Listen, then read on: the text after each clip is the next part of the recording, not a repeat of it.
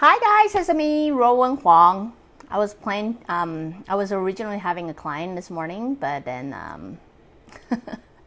not enough information. So I guess I'll do a broadcast instead. Just a friendly reminder for many of you who would like to book a consultation with me, please make sure you have to provide some basic information such as your real name, and then your birthday. That does help sometimes. Or, if your question is related to someone else, I also need their real name too, just so I can reassure or reconfirm the vision I see. So, and their birthday if possible. So anyway, just a quick reminder. So that case, I can do my job in your book time. I don't have to have any delay. So today I'm just going to answer the question since I couldn't answer my client's question. So I thought I'd answer you guys' question. Before I begin, let me first introduce myself. My name is Ruowen Huang. I'm an author, spirit coach, and also a psychic. Today, I am still going to go through this whole question bucket that I have and see what we can do. So, I have seen a lot of Westerns, fortune teller or such as tarot reader. They don't do third-party reading. They think third-party reading is not accurate because the questions, like people picks, is usually their energy, not their energy. Why so? Is it because for the ethical reason or privacy reason? I don't seem to have that problem. First of all, I'm a little bit different from them, I guess. I mean, I might also make a mistake, but I do like face-to-face, like consultation. Very often people ask the third party problem, and I'm okay with it.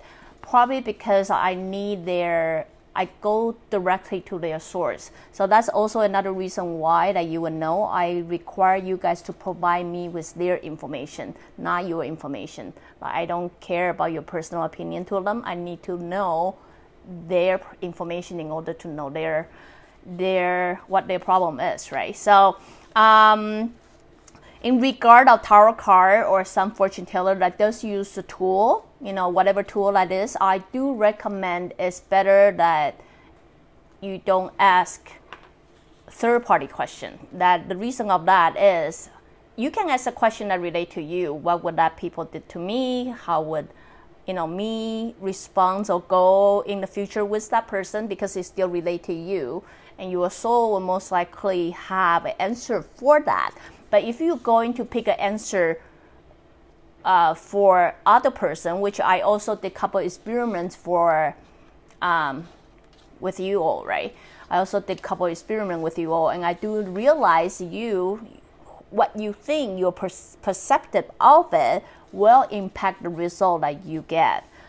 If you have to go through such a reading that like tarot card or any other card or anything that require you to pick an answer for it, it will impact the result. So I think that's the main reason why, because your energy will impact or influence the answer of the third party if the fortune teller doesn't go directly to that third party source to do the reading.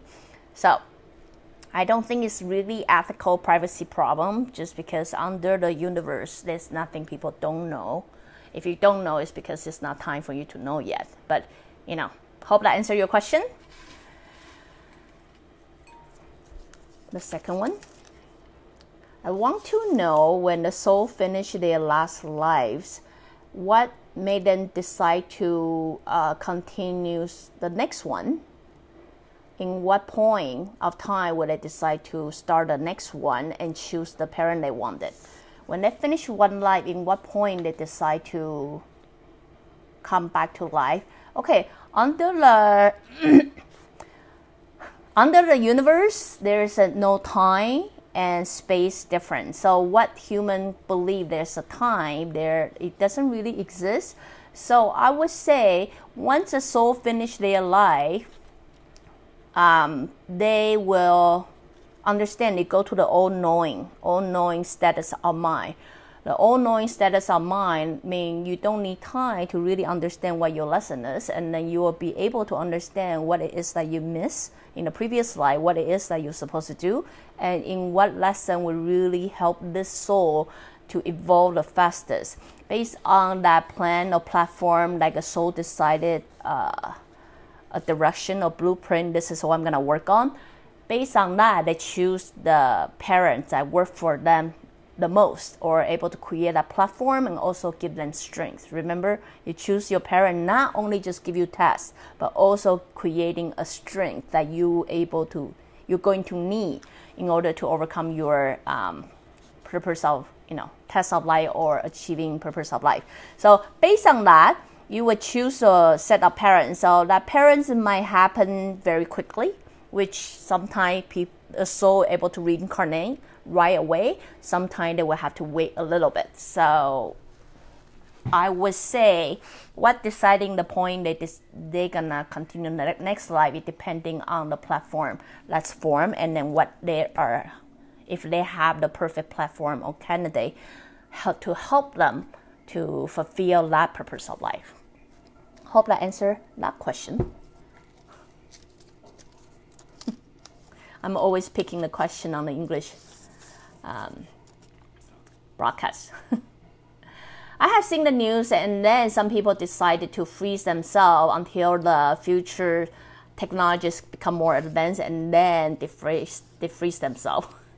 So I would like to know, does that mean this particular life is they're still alive? Are they still alive? So you would like to know my opinion. I personally haven't, I never have a thought of freeze myself. So, I don't know why people would choose that, but just assume this thing really happened. Are they still alive? Yes, and no. I don't know really how to. Yes, I'm going to have to say yes, because the situation or the status they are is very similar to coma. When people are in the coma, are they still alive? Yes, they are still alive.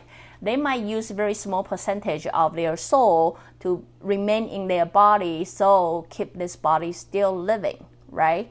But majority of the time, their soul are not really in their body, but aware of the world. They're able to leave their body, not leave with attachment. In a psychic's point of view, I'm gonna describe what I see. So hope that makes sense to you. To most of the coma spirits, and assuming people who freeze would be in the same status, because their body had to maintain living status. Because if your body die, then you are not able to live anymore, right? So the closest I can find is like coma. A lot of times people in coma doesn't mean they are not aware of things. They are. But as a psychic's point of view, it feels like more like people flying the kite. Does that make sense to you? So from a man's soul and the body have this very fine line that still connect them together. I would say visualize. You still have this fine line, which might also be why most of psychic are able to tell they are still alive, right? But body itself, do they feel as much? Not as much as a living soul. Of course, as their conscious slowly coming back, they will start to feel more. Or let's say they freeze for a really long time, and then, decide to defreeze themselves, then their soul, their conscious and their body and their mind usually take a little bit adjustment to get used to it. Because it's like, you rest for a while, you're waking up. We all know your body, your conscious need a little bit of time to be in the right place, attach with yourself, and then, getting familiar with it. So my suspicion is those people who choose to free themselves will most likely experience the same thing. So if you simply want to know if they are still alive, my answer would be yes, they are still alive, but their conscious may not be as aware as you thought it would be. Does that make sense? Hope I answered your question anyway. So One more question and let's wrap this up. I'm getting smarter. I choose a small note instead of big one.